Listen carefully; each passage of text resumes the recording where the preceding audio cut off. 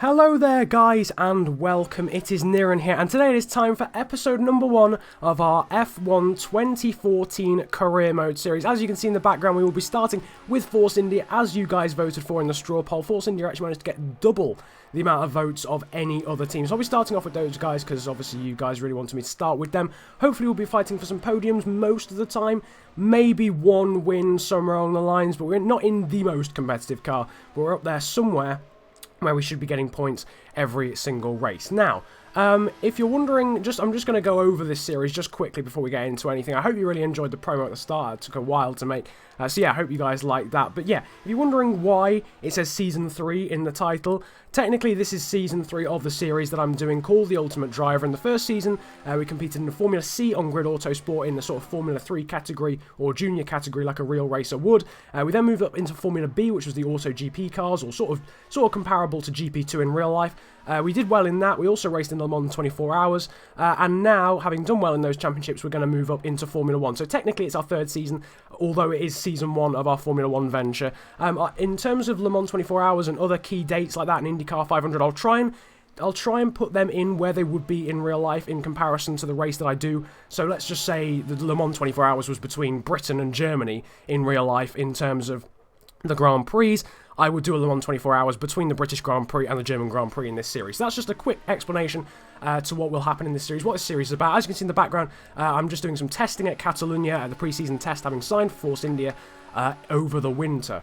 So I hope that explains everything that this series is going to be about to you guys. I feel as if it's quite unique that I'm going to be doing different things alongside Formula 1, maybe a bit of DTM on Grid Autosport, the Le Mans 24 Hours on Grid 1 as well, and some various other things on F1 too. I don't know what else I could do. Feel free to leave that in the comment section below in terms of any one-off events, but enough of me babbling. We're heading now to the first round of the season in Australia, but before we get into the race, it's time to have a look at what happened in qualifying with the qualifying report.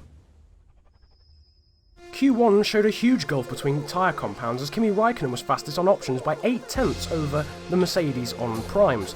Debutant Yusufu made it through on those primes whilst we lost Valtteri Bottas and Kevin Magnussen in a shock Q1 session. Normal service would be resumed in Q2 as Nico Rosberg was fastest over Daniel Ricciardo in the Red Bull. Lewis Hamilton continued to struggle as both Toro Rossos and Lotuses just missed out on Q3. However, Lewis Hamilton would regain his pace when it mattered, taking pole over teammate Rosberg by 0.4 of a second.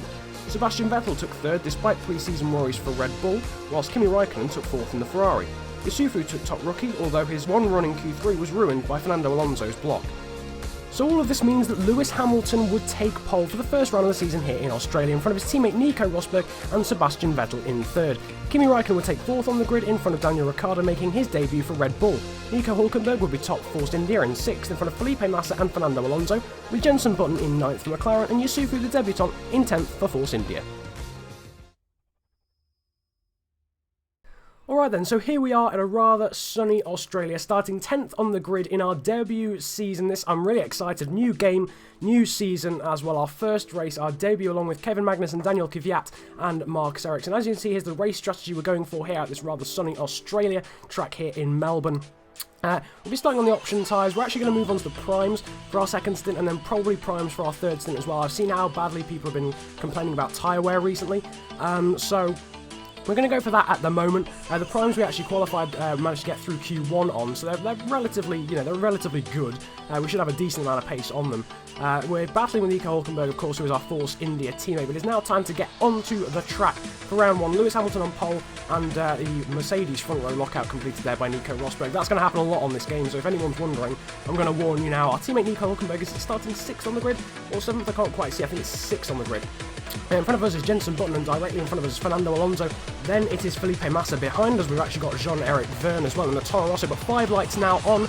We're going to flick up into rich fuel mixture as we get underway. It's a decent start so far, pretty average compared to Button and Alonso, but a really good start for Jean-Eric Vergne behind us in the Toro Rosso. He's going to go to the outside. Pretty average start for Daniel Kvyat behind him. Button breaks early. Vergne breaks relatively late, but we go right around the outside of Button, right around the outside of Alonso, and I think a Massa too, and then got the inside of Rosberg, and I think that's Sebastian Vettel, or is it what? No, it was our teammate, sorry, Hulkenburg. Rosberg, they're coming back at us with that superior straight line speed. We go right around the outside of both the Red Bulls, very cautious though, through into turn 3, and we go right around the outside of Daniel Ricciardo, and what a start into 4th place here in this Force India. Terrible start from Nico Rosberg, second on the grid. He's dropped all the way down to 6th place. Good start for Hamilton. He leads the race. He continues to lead the race at the moment. 2nd place for Kimi Raikkonen, 3rd for Sebastian Vettel there in front of us, 4th for ourselves and Daniel Ricciardo, Nico Rosberg, and I think our teammate Nico Hulkenburg down in 7th place, battling with Massa, Button, Jean-Eric Vergne and Fernando Alonso. So a really good start. As you can see, that you can feel the bumps a lot more, from my opinion, in these cars. It's really quite nice on this game. We've gone well too deep though into that chicane. That's going to give Daniel Ricciardo a great chance. He's got a much better exit. He's going to go up the inside. There's nothing really we can do to stop him. He got up the inside before we really could do anything about it. And into this quick flip-flap chicane, Daniel Ricciardo has the position. We experience quite a lot of understeer as well, following him, go wide onto the grass, and that's lost us all sorts of time. And now Felipe Massa, who's managed to get past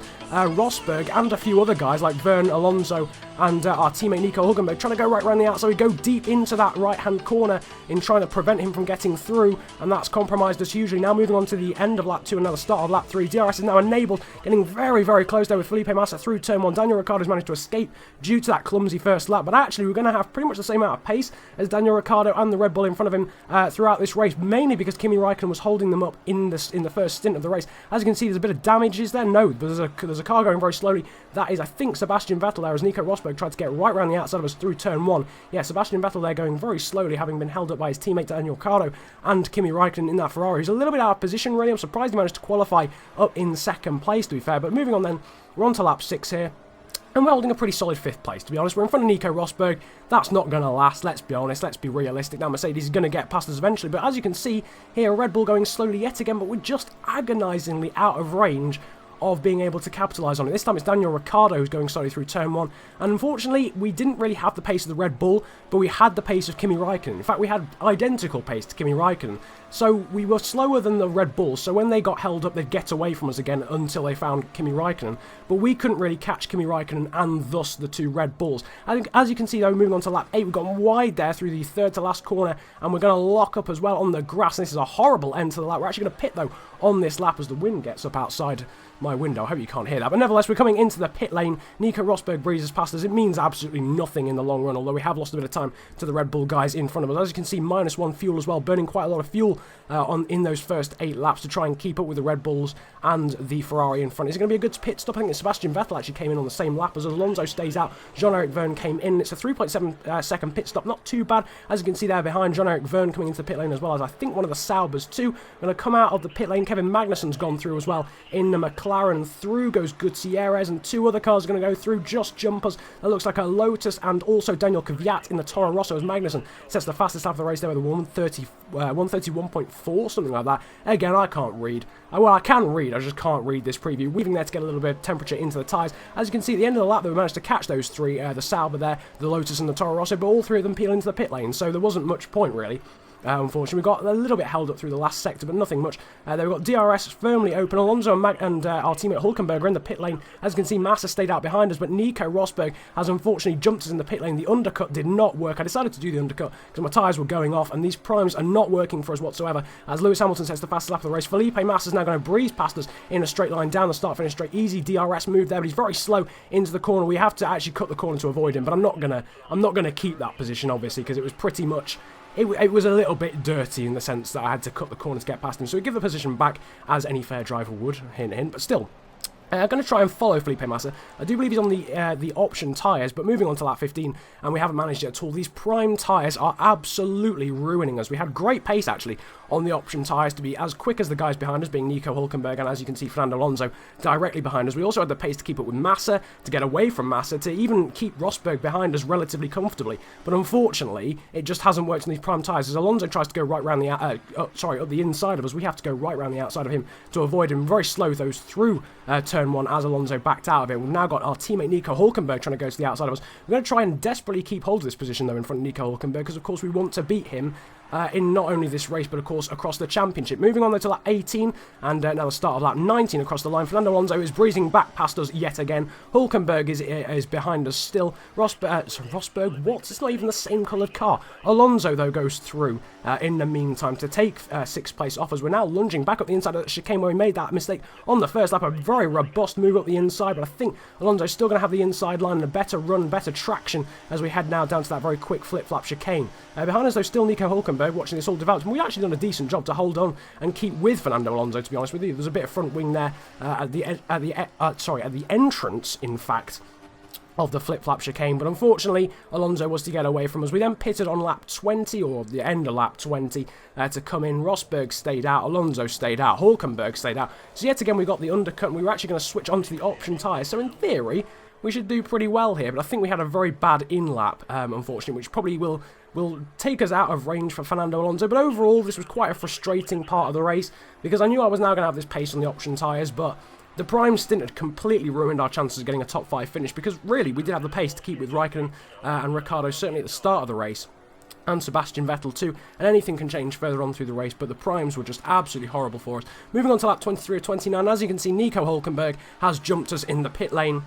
Felipe Massa's now coming out the pit lane, but he's a lot closer, and we're actually a lot closer to the back of him. We're going to try and go right around the outside, though, down into turn 3. Will it work? Felipe Massa maybe will back out of it, and he does get right around the outside. Now next up is Nico Hulkenburg, not too far up the road, only 3 seconds up the road, but as would be a bit of a theme as you're about to see, unfortunately the gap would stay pretty constant, because we were so much quicker in Sector 1, but then we lost all that time that we gained in Sector 1 through the last 2 sectors. So we're a lot quicker. As you can see there, the gap's down to 2.3, but next up it would be up to 3 seconds. The next time round I think it would be down to 2.6 seconds, and it really fluctuated from there. And we had the same amount of pace as Hulkenberg, but it just wasn't consistent enough.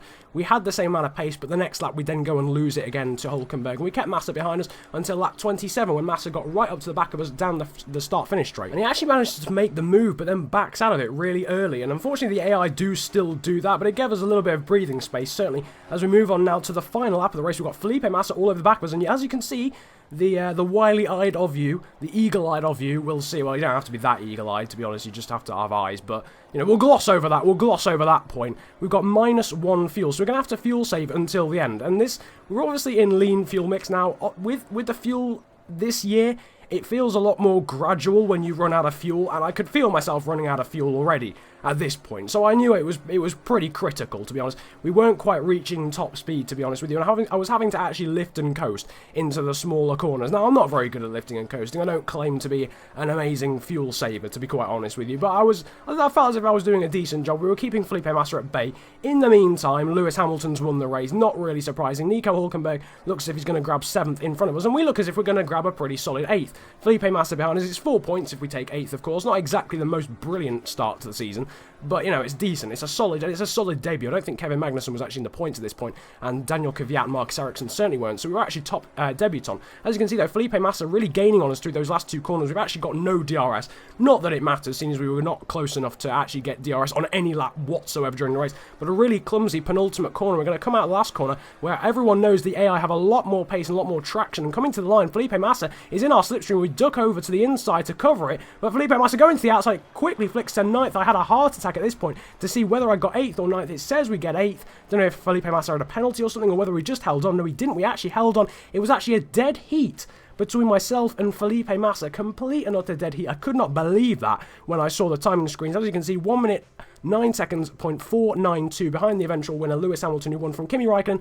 Nico Rosberg, his fellow countryman Vettel, and then Daniel Ricciardo in the other Red Bull. Alonso then claims 6th in front of our teammates, Hulkenberg. We found ourselves in 8th, with Massa behind in 9th, and Jean-Eric Vergne actually grabbing the last point there in 10th. As you can see, the points table will be exactly the same as the results we just had. Kevin Magnussen and Romain Grosjean just missing out on points, though, today. As you can see, the Constructors' Championship here, Mercedes, of course, in the lead by 14 points from a Ferrari, Red Bull, and ourselves there in 4th, in front of Williams and Toro Rosso. So not a bad weekend, not a bad start. Obviously, as you can see there, my guy is disappointed, because I think our objective was to finish 7th, and we only finished 8th.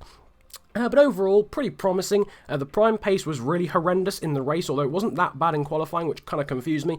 But still, yeah, not a bad way to start. A lot of people have been having a lot of trouble on YouTube so far with career modes and their opening races, so a solid 4 points to start things off. I hope you really enjoyed this video. Like and subscribe if you did, and comment about enjoying it if you enjoyed it that much. as well as commenting about just anything you want to see on my channel in general, to be honest with you. Any other games, any other F1 series, I'd love to hear it, to be honest. Any co-op series, I can possibly do that if I have time. I'm not entirely sure, but yeah.